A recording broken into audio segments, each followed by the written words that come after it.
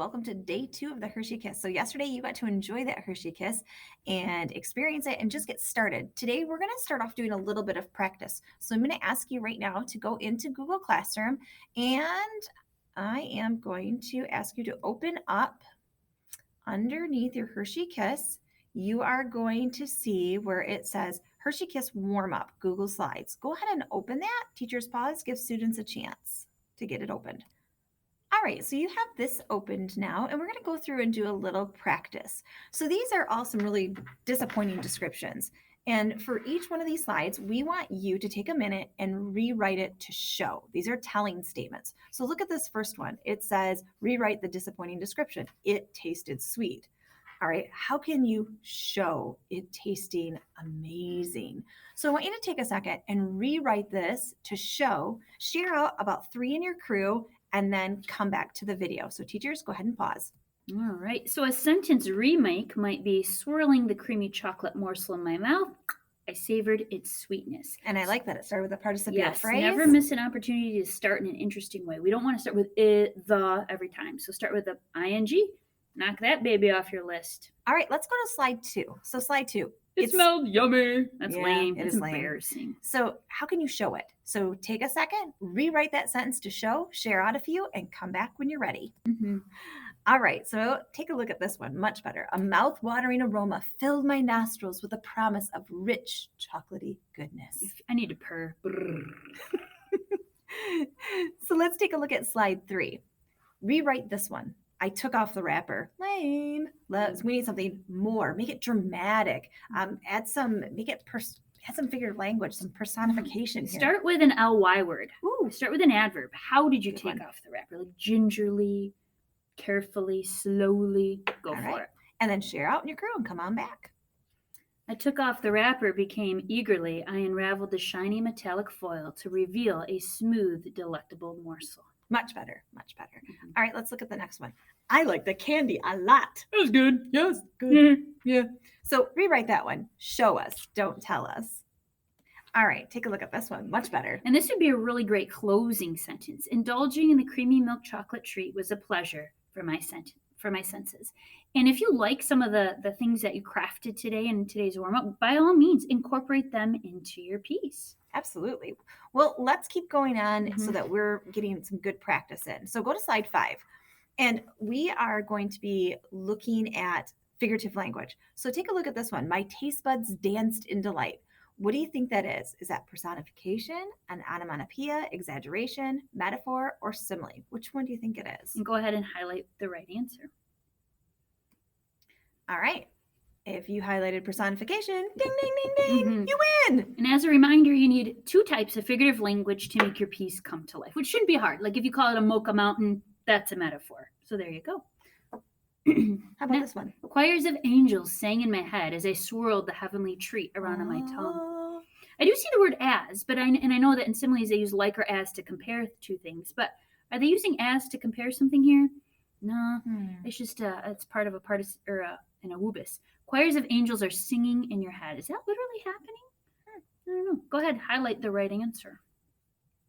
So if you said exaggeration on this one, you are correct. Let's take a look at slide 7. The chocolate was a pyramid of delight. So I'm calling the chocolate a pyramid. It's not literally a pyramid, but when you call one thing another, what is that? Highlight the right answer. If you highlighted metaphor, you get another genius point. Let's go on to slide 8. So slide 8. The chocolate trifle possessed overwhelming, hypnotizing power as a sweet aroma filled my nostrils. So this object has power over you. It is hypnotizing you. Best answer? I wonder what they'll come up with. If you said personification, you get another genius point on your way to leveling up. All right. Slide 9. Time stopped as the delectable morsel dreamily dissolved. What do you think? Did time literally stop? Can it do that? Maybe if you're the Flash. All right, that's an exaggeration, a hyperbole, stretching the truth to make a point. All right, slide 10. Take a look. The shiny coat of armor protected the precious delicacy from being ravished. What do you think that one is? We're calling the wrapper a shiny coat of armor. And that And is a metaphor. metaphor. Ding, ding.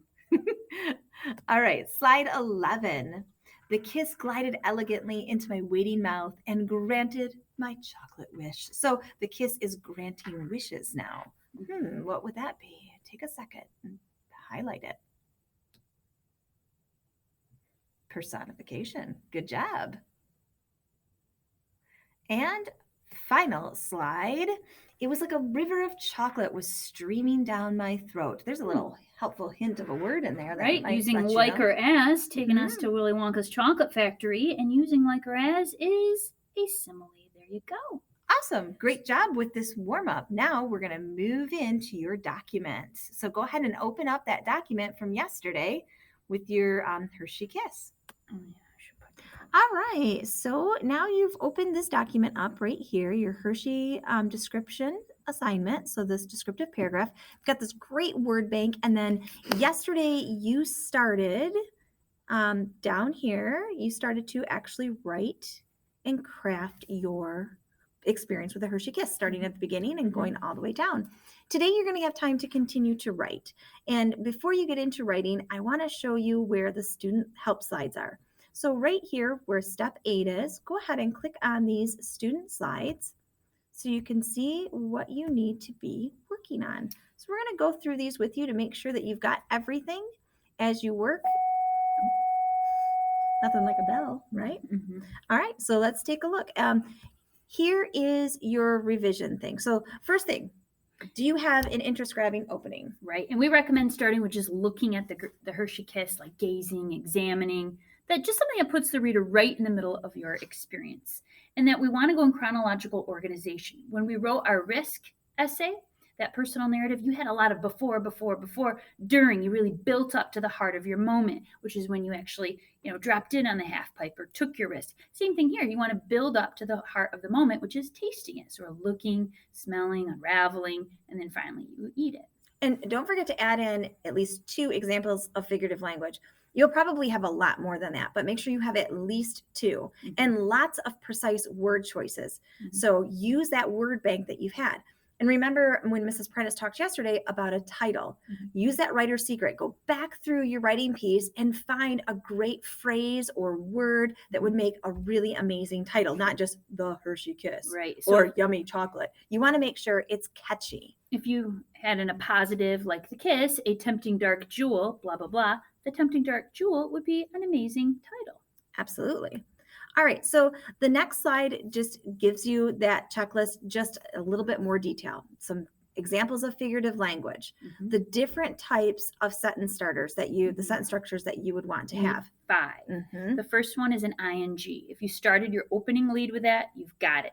Gazing at the Hershey Kiss, comma, my mouth began to water. Don't forget your comma after that opening phrase. Gazing at the kiss, comma. And then you probably will have one that starts with an adverb and telling you maybe how you opened up that, eagerly. Yeah, carefully, excitedly. Yep, and then don't forget your comma on that one. And of course, the this.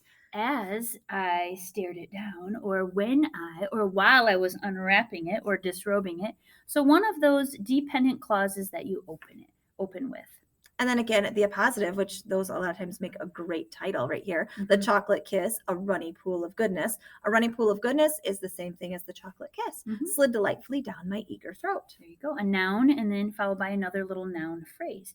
Double adjective opener. Just look at your list, your word bank under adjectives, select 2, and instead of starting with the Hershey Kiss, open with 2 adjectives to describe it. Creamy and rich, comma, the kiss, whatever it did.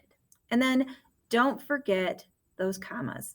And finally, a closing or clencher sentence, something that closes it up, not just the kiss was gone, goodbye. It was good, it was yummy. So reflect on your experience. So we think of a closing, a clincher, as leaving the reader with a final impression. So as it sizzled sweetly away, comma, I was left craving another, the end. Or yearning for another, granted your chocolate kit, your wish. However you want to end, kind of remembering your experience fondly. Yep. And then this is what you'll need to do. And this is going to be on your work for tomorrow. So for Wednesday's work, when you're all done and you're complete with your writing piece, make sure you highlight your 2 examples of figurative language and you underline those sentence structures. Mhm. All right. And that I'm just going to bring you back to the example paper so you can see that right here where they highlighted their figurative language and then they underlined their sentence structures. Okay, so you need to do that. That's going to be on your task for Wednesday to get this finished and to get it turned in. So that highlighting, that underlining, it's a good self-assessment and check for you to make sure you have it, but also for us, we don't miss anything while we're evaluating and grading your paper, that we see that you've got everything that you need. Again, if you forget, oh no, what's in a positive, check back to the student help slides. It's all there for you. All right, and so the time is yours now to finish writing and highlight and underline. Feel free to peer edit with somebody in your crew.